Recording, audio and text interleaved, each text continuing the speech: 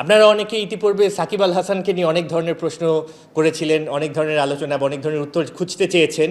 তো আপনাদেরকে অবগত করতে চাই, আমাদের বোর্ডে এই ব্যাপারে আলোচনা করা হয়েছে এবং বোর্ড সর্বসম্মতিক্রমে সিদ্ধান্ত গ্রহণ করেছে যে যদি বেসড অন সাকিব আল হাসানের অ্যাভেইলেবিলিটি, ফিটনেস এবং অ্যাক্সেসিবিলিটি প্লাস হচ্ছে যেইখানে খেলা হবে ভেন্যুতে ওখানে যদি প্রেজেন্ট থাকার মতো ক্যাপাসিটি থাকে, অবশ্যই বোর্ড বা সিলেকশন প্যানেল সাকিব আল হাসানকে পরবর্তীতে সিলেকশনের জন্য বিবেচনা করবে।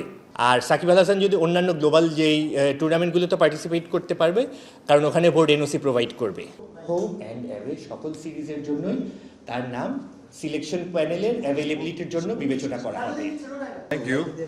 আমাদের একটা এজেন্ডা ছিল ক্রিকেট অপারেশনসে যে আমাদের যে 27 জন চুক্তিবদ্ধ হবে সেখানে প্লেয়ার তালিকা নিয়ে গ্রেডেশন সিবিডি যেগুলো ছিল, তখন আলোচনা প্রসঙ্গে আমাদের ডিরেক্টর আমাদের আলোচনা সাপেক্ষেই তিনি প্রস্তাবটা দিয়েছেন যে সাকিব আল হাসান ইন্টারেস্টেড এবং সাকিব আল হাসানের কথা হয়েছে আমাদের এবং সে খেলতে চায়। আর আমাদের তরফ থেকে যেটা হচ্ছে সাকিব আল হাসান যদি খেলে আমাদের বোর্ড ফিটনেস বা সিলেক্ট যে সমস্ত আনুষঙ্গিক ব্যাপারগুলো থাকে সেগুলো সাকিব কতটুকু ফিট বা তার ট্রেনিং বা তার স্কিল বা সিলেকশন কমিটিতে আসবে কিনা একটা ইস্যু। আর আমরা গভর্নমেন্টকে অলরেডি আমাদের প্রেসিডেন্টকে বলা হয়েছে এই বিষয়টা সরকারের সাথে যোগাযোগ করার ব্যাপারে। তার ব্যক্তিগত যে ইস্যুগুলো আছে তার নিজস্ব, সেগুলো যদি সরকার অ্যালাউ করে বা সরকার কীভাবে ফেস করবে সেটা সরকারের বিষয়, কিন্তু আমরা বোর্ডের পক্ষ থেকে সাকিবকে চেয়েছি, এটা হলো মূল কথা। তখন তো এই বোর্ডটা থ্যাংক ইউ তখন এই বোর্ডটা ছিল না। এই বোর্ডটাতে আজকে প্রথম যখন নতুনভাবে কন্ট্রাকচুয়াল ইস্যুগুলো আসবে প্লেয়ারদের সাথে জানুয়ারি মাস থেকে শুরু হওয়ার কথা, বিপিএল রিজনে আমাদের বসা হয়নি, বাট আজকে আমরা সেই সিদ্ধান্ত নিয়ে এসেছি যে আগামী 1 বছর কারা আমাদের সাথে চুক্তিতে আসবে। সেই চুক্তির প্রসঙ্গ আসতেই 27 জনের পরে যখন আলোচনা শেষ তখনই আমাদের প্রপোজাল আসছে অতীতের আলোচনা সাপেক্ষে সাকিবের সাথে আলোচনা সাপেক্ষে প্রস্তাবটা আসছে এবং সেই প্রস্তাবের আমি সমর্থক ছিলাম ইনফ্যাক্ট। তো সাকিবের সাথে সরকারের কি সমস্যা, আইন আদালতের কি হিসাবটা থাকে সেটা সরকার দেখবে, কিন্তু আমরা বোর্ড থেকে সাকিব আল হাসানকে চেয়েছি যে আমাদের এই চুক্তিবদ্ধ যে তালিকাটা হবে বিভিন্ন গ্রেডে প্লেয়ারদের, সেখানে সাকিব আল হাসানকে আমরা প্রপোজ করেছি আর কি। এই গভর্নমেন্টের সাথে আলাপ করবেন আমাদের বিসিবি প্রেজেন্ট এই বিষয়টা নিয়ে।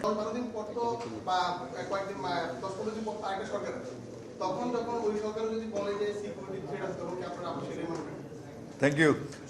ব্যাপারটা হচ্ছে এরকম, আমরা সাকিবের সাথে বিগত কয়েকটা দিন কন্টিনিউ যোগাযোগে ছিলাম এবং সাকিবের ইচ্ছা ছিল সে বাংলাদেশ থেকে একটা পূর্ণাঙ্গ সিরিজ খেলে সে রিটায়ার করবে, এটা তার একটা ইচ্ছা। এবং আমরা সবাই সাকিবের অবদান সম্বন্ধে জানি, বাংলাদেশের ব্র্যান্ড, আমাদের ক্রিকেটের ব্র্যান্ড 100 ইয়ার্স আমরা সাকিব পাবো না, এবং সেটার প্রতি শ্রদ্ধা রেখেই বাংলাদেশ ক্রিকেট বোর্ডে আজকে উত্থাপিত হয়েছে সাকিবের ইস্যুটা।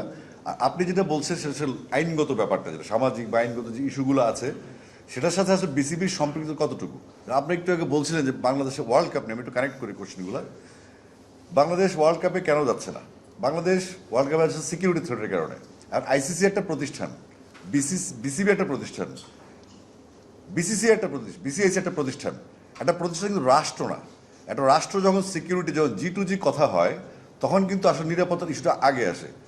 সেই নিরাপত্তার ইস্যুটা আমরা যখন ইনফর্ম করেছি গভর্নমেন্টকে, গভর্নমেন্ট তখন 4টা মন্ত্রণালয়, এটা একই সময় জানেন, তথ্য, পররাষ্ট্র, স্পোর্টস এবং আইন, এই 4টা মন্ত্রণালয় তারা বসে পরবর্তীতে ক্যাবিনেট বসে তারা সিদ্ধান্ত নিয়েছে রাষ্ট্র যে আমরা সিকিউরিটি ইস্যুতে যাব না। আমি যদি বলি যে আমার পারসেপশন কি এখানে, আমি কি ভাবছি সেটা হচ্ছে, আপনারা এতগুলা এখানে মানুষজন আছেন, এত বড় মিডিয়া বাংলাদেশে, অনেক দর্শক সেখানে যাবে, আপনাদের ভিসার কোনো নিশ্চয়তা নেই, সিকিউরিটির নিশ্চয়তা নেই, একটা পতিত সরকারের অনেক লোকজন ওখানে আছে, যেটা একটা স্যাবোটাজ হতে পারে, একটা অ্যাসল্ট হতে পারে, যেটা আমাদের যে কোনো এই গভর্নমেন্টের বয়সে কত বেশি দিন নেই, ইলেকশন হলে তারা শেষ।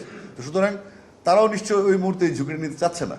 তো সেই ঝুঁকিটা এড়ানোর জন্য হয়তো গভর্নমেন্ট ডিসিশন নিতে পারে, বাট বিসিবির কোনো এখতিয়ার নাই যে আপনার এই সিকিউরিটি নিয়ে সর্বোচ্চ কথা বলা, কারণ বিসিবি একটা প্রতিষ্ঠান, স্বায়ত্তশাসিত প্রতিষ্ঠান, তার কোনো রাষ্ট্র নয়, আইসিসিও রাষ্ট্র নয়। সুতরাং যখন রাষ্ট্র টু রাষ্ট্র কথা হয়েছে তখন আমরা ওখান থেকে কোনো রকম রাষ্ট্রীয়ভাবে কোনো রেফারেন্স আমরা পাইনি, নিশ্চয়তা পাইনি যে আমাদের নিরাপত্তা দেওয়া হবে। আইসিসি যতই বলুক বা বিসিসিআই যতই বলুক বা বাংলাদেশের বিসিবি যতই বলুক, শেষ পর্যন্ত নিরাপত্তা ইস্যুটাকে সরকার প্রাধান্য দিয়েছে এবং আমরা সেখানেই আছি। এই কারণে আমাদের আসলে ইন্ডিয়াতে ট্যুরটা হয়নি। কিন্তু আমরা সবসময় বলেছি আমরা খেলতে চাই, আমরা কিন্তু কখনো বলি না আমরা খেলবো না। ভাই, তাহলে কি ভাই, আচ্ছা, জি। তাহলে কি ভাই, এই যে আপনি বলছেন যে সরকারের কথা, তাহলে কি এই সরকার কি সাকিবকে এখন ফেরানোর গ্রিন সিগন্যাল দিয়ে কি- না না, এটা এটা এটা এটা আমরা ক্লিয়ার করেছি আগে। আমরা বোর্ডে যখন চুক্তিবদ্ধ আর্টিস্ট আর্টিস্টের গান কিন্তু আর্টিস্ট চলে আসে, প্লেয়ার চুক্তিবদ্ধ প্লেয়াররা যখন লিস্টটা হচ্ছে তাদের গ্রেডেশন সিবিএডি যখন হচ্ছে, তখন আমাদের একজন ডিরেক্টর তিনি প্রস্তাব তুলেছেন সাকিব আল হাসানের বিষয়ে। কারণ গত কয়েকদিন যাবৎ তার মনোজগতে যে এই চিন্তা ভাবনা আসছে, সেই রিটায়ার করতে চায়, এবং সাকিব আল হাসানের যে অবস্থানটা বাংলাদেশে, মানুষের মনে যে ভালোবাসা এবং আমাদের যে দায়িত্ববোধ থেকে, এবং পাশাপাশি সাকিবের সাথে কত আমি নিজে চেস করছি সাকিবকে, এবং ইন্টারেস্টিং সাকিবের সাথে প্রায়ই কথা হয় আমার এইসব বিষয় নিয়ে, বাংলাদেশের ক্রিকেট নিয়ে। বাট সেই ইচ্ছা পোষণ করার পর আমরা আলোচনা করেছি। আলোচনার পরে আমরা বোর্ড থেকে সেই সিদ্ধান্ত নিয়েছি, আমরা এই তার ফিটনেস, তার ক্যারিয়ারের যে অবস্থায় আছে, বা তার ট্রেনার বা তার যে সিলেকশন বোর্ড আছে, সেখান থেকে যদি ক্লিয়ারেন্সটা পাওয়া যায় খেলার জন্য সাকিব ফিট কিনা। তারপরে যে প্রশাসনিক ইস্যুগুলো আছে, সেটা আগেরবার যেমন সমস্যা দেখা দিয়েছিল তখন আমরা ছিলাম না। আর পরবর্তীতে যেটা হচ্ছে, আপনার যদি এখনও গভর্নমেন্ট ফিল করে যে তাকে আসতে দিবেন, তার থ্রেট আছে, মামলা আছে, তাকে ফেস করতে হবে কোর্ট, সেটা আসলে সরকারের ইস্যু। যে ইস্যুতে আমরা ইন্ডিয়া আসলে যাইনি, তাই না? ব্যাপারটা একই রকম।